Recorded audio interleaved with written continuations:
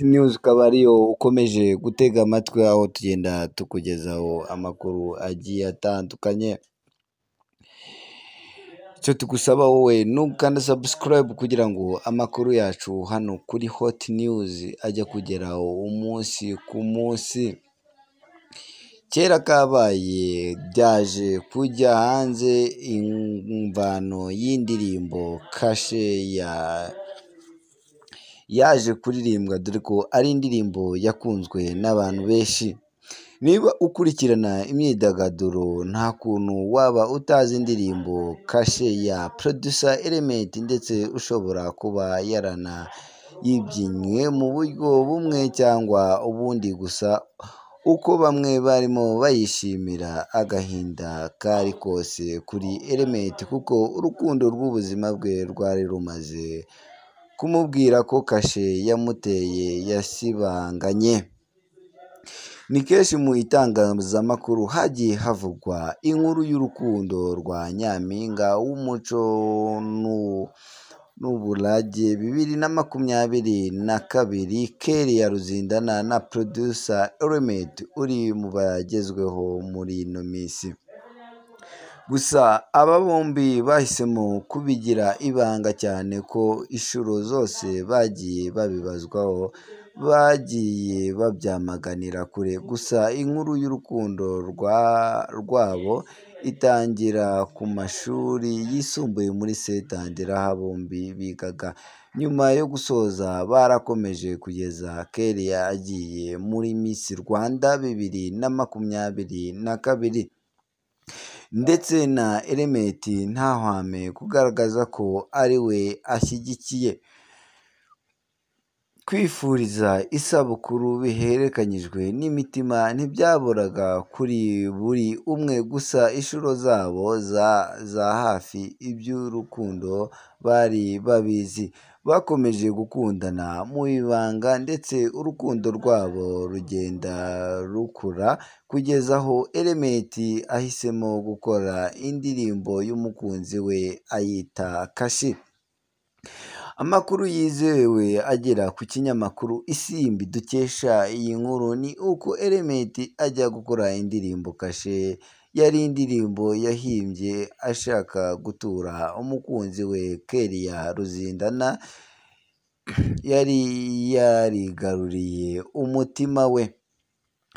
Nk'uko umwe mu nshuti zabo yabwiye ikinyamakuru Isimbi, ubwo indirimbo yari muri studio itarasohoka, Element yaje kugirana ikibazo na Kelly barashwana.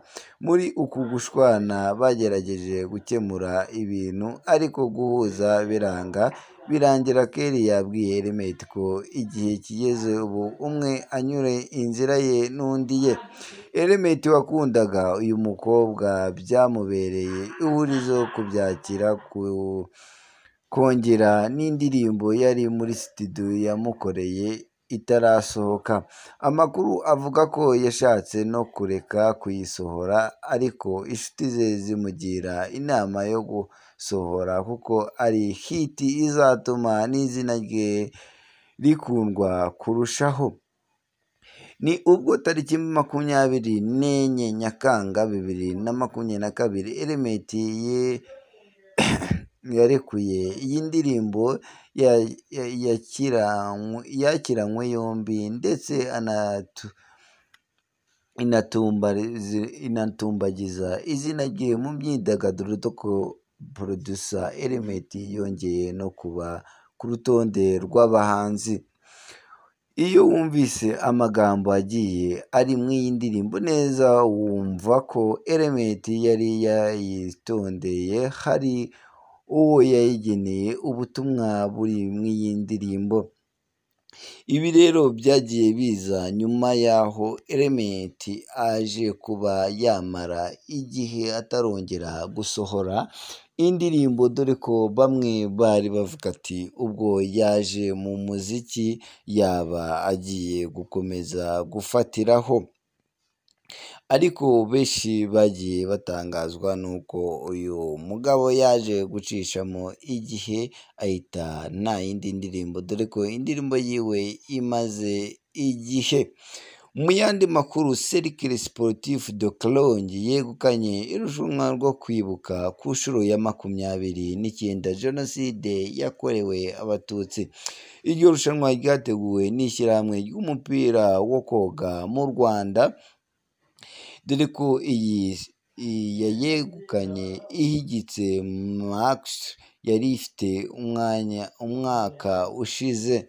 Jenoside Memorial Swimming Tournament 2023 yabaye ejo hashize kuwa gatandatu tariki ya 15/2023 muri Green Hills Academy. Ni irushanwa ryitabiriwe n'abakinnyi bagera ku 120 baturutse mu makipe atandukanye, aho barushanyijwe mu byiciro bitandukanye birimo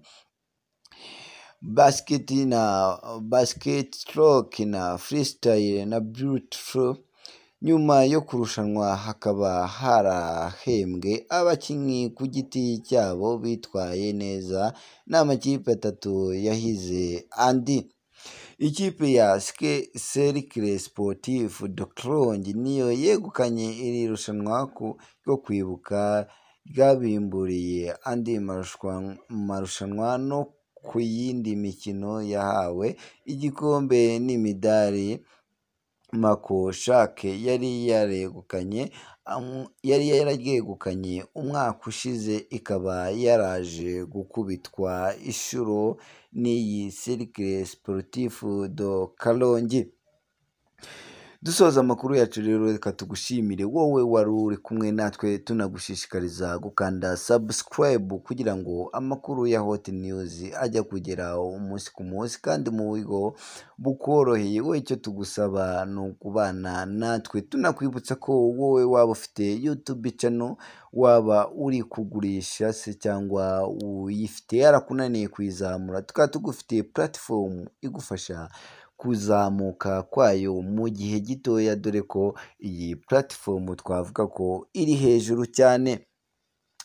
Wowe icyo tugusaba ni ukubasha kugenda usura imbuga nkoranyambaga zacu, ukaba wagenda utwandikira tukagufasha, cyangwa se ukaduhamagara kuri 0788 98 99 tukagenda tugufasha. Twakwibutsa ko iyi nomero ikaba iri kuri WhatsApp, cyangwa se ukagenda utwandikira kuri Instagram, dore ko amazina dukoreshaho ari Sanari 50, cyangwa se ukajya kuri Twitter kuri